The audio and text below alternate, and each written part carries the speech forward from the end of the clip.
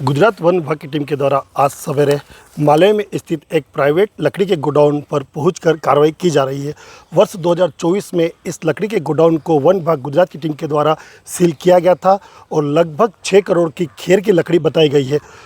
बताया जा रहा है कि इस लकड़ी जिस गोडाउन से लगभग 2 साल के अंदर 195 करोड़ रुपए की लकड़ी का परिवहन किया गया है और इससे प्राप्त होने वाले आर्थिक राशि से विदेशी या कह सकते हैं कि देश विरोधी गतिविधि में इस फंड को उपयोग किया जा रहा है, ऐसा गुजरात के वन विभाग की टीम के द्वारा कहना है। वहीं इसी पूरे घटनाक्रम पे हमारे साथ में अलीराजपुर जिले के वन विभाग के डीएफओ वन मंडलाधिकारी जुड़ चुके हैं। हम इनसे बात करेंगे। सर, आखिर में घटनाक्रम क्या है पूरा सर? 2024 पे गुजरात फॉरेस्ट डिपार्टमेंट के द्वारा एक वाहन पकड़ा गया था। उसके निशानदेही पर उनके द्वारा अलीराजपुर में आकर इस डिपो को सील किया गया। सील करने के बाद डिवीज़न ऑफिसर अलीराजपुर द्वारा यहाँ का डिपो जो है उसका लाइसेंस निरस्त कर दिया गया। लाइसेंस निरस्त करने के बाद उनके प्रकरण जो है अलग अलग न्यायालय में चल रहे हैं। अभी गुजरात फॉरेस्ट टीम को वहाँ के माननीय न्यायालय मांडवी द्वारा आदेश कर दिया गया कि जो भी वनोपज है उसको जब्ती करके वो अपने पोजीशन में लेके चले आएंगे। तो आज वो कार्रवाई कर रहे हैं। लगभग सर कितने साल तक ये गोडाउन यहाँ पर संचालित रहा सर? गोडाउन लगभग 2-3 साल से संचालित हो रहा है। तो परमिशन लेके उनको परमिशन दे दिया गया था। चूँकि कोई अनियमित दिखी, वहाँ पे केस दिखा तो तत्कालीन डीएफओ द्वारा उसको सील कर दिया गया, बंद कर दिया गया। सर, सवाल था कि अलीराजपुर ज़िले में खेर की लकड़ी बहुत कम पाई जाती है, नहीं के बराबर है, 1% के लगभग ही, लेकिन जो टनों से वहाँ पर कह सकते घन मीटर में 2000-3000 घन मीटर लगभग लकड़ियाँ हैं जो कि गुजरात में कटाई होती है, गुजरात से कटाई कर परिवहन कर अलीराजपुर में डंप की जा रही है। तो अलीराजपुर में डंप करने का उद्देश्य क्या था सर? इसमें कैसा होता है, कोई भी व्यापारी रजिस्टर करता है तो अगर वो टीपी से अगर अपना कास्ट लेके आता है तो उसको कोई मना नहीं कर सकता है। टीपी के द्वारा अगर वो कास्ट लेके आ रहा है तो हमारे द्वारा सिर्फ टीपी चेक कर दी जाती है और उसको परमिशन दी जाती है।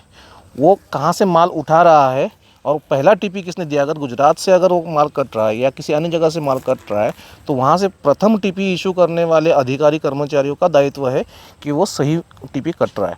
अगर गुजरात से टीपी बन के आएगा तो हमको वो उसका लीगैलिटी हमको पता नहीं होता है। गुजरात की टीपी है मतलब वैध है करके हमारे यहाँ पे उसका आवागमन हो सकता है। सर, जो उसको यहाँ परमिशन दी गई थी वो साग की लकड़ी के लिए दी गई थी, किंतु वहाँ पर खेर की लकड़ी डंप की गई, तो जो परमिशन के अनुरूप वो काम हो रहा था वहाँ पर अवैध काम हो रहा था, कह सकते हैं। कास्ट जो है, कास्ट को जैसे कि खैर जो है, खैर विनिर्दिष्ट उपज पहले हुआ करता था जो आज की डेट में सागौन है, लेकिन उसको विनिर्दिष्ट से हटाया गया है। तो कोई भी व्यापारी किसी भी कास्ट के लिए आवेदन कर सकता है। गुजरात रेंज के अधिकारी का कहना है कि जो टीपी जारी होती थी वो पूरी तरह फर्जी टीपी के आधार पर यहाँ पर खेर की लकड़ी का डंप किया जाता था। ये उनका कहना है, तो वो कोर्ट का मैटर है, तो उसमें हम कुछ नहीं बोल सकते। चूँकि उनके द्वारा जो टीपी दी गई थी तो उसकी टीपी की बदली हमारे बॉर्डर में हो गई है। अब उनके द्वारा अगर फर्जी टीपी दी गई तो उसका जांच तो हम नहीं कर सकते, वो तो उनका जांच उनको स्वयं को करना है। सर, आपको क्या लगता है कि वाकई में वहाँ पर गोडाउन जो संचालित हो रहा था, जो डंप की जा रही लकड़ियाँ, वो वैध थी या अवैध थी? टीपी के द्वारा सामग्री इस कार्यालय इस हमारे क्षेत्र में आई है। अगर टीपी गुजरात फॉरेस्ट डिपार्टमेंट ने इशू की है तो उसकी लीगैलिटी हम क्रॉस चेक नहीं कर सकते, हम ना सवाल कर सकते। ऐसा होता रहेगा तो हमारे द्वारा जो टीपी दी जाती है उसका लीगैलिटी वो चेक नहीं कर सकते। टीपी में अगर फर्जीवाड़ा है तो उसको हम ढूंढ सकते हैं, इसीलिए एनटीपीएस आया हुआ है। एनटीपीएस से ये सब चीज़ें जो है ख़त्म होने की बहुत सारी चांसेस है। गुजरात रेंज के जो अधिकारी आए थे, आपसे मुलाकात भी, उन्होंने आपको क्या बताया कि यह पूरा जो मामला किस प्रकार से जुड़ा हुआ है? नहीं, उनका कहना था कि माननीय न्यायालय का आदेश है कि इसमें उनको जब्त करके ले जाना है। तो हमने हमारी प्रक्रिया बता दी कि अगर आप चाहते हैं कि इसमें हम आपके जो जब्ती कार्रवाई है उसमें हम सहभागी हो जाए तो वन विभाग मध्य प्रदेश द्वारा जो नब्ती की कार्रवाई होती है, प्रक्रिया होती है, उसको आप फॉलो करें। वर्तमान में उसको फॉलो करने का उनका कोई मंशा नहीं है, लेकिन वो अगर जिस तरीके से लेना चाहते हैं उसको हमको आपत्ति नहीं है। एक अहम सवाल निकल के आया सर वहाँ से कि जो इससे आर्थिक राशि प्राप्त होती थी वह देशद्रोही आर्थिक फंडिंग की जाती थी जो ठेकेदार था उसके द्वारा, जिसके द्वारा यह पूरा गोडाउन संचालित किया जाता। यह गुजरात वन विभाग की टीम के द्वारा कहना है सर, कितनी सच्चाई इसमें?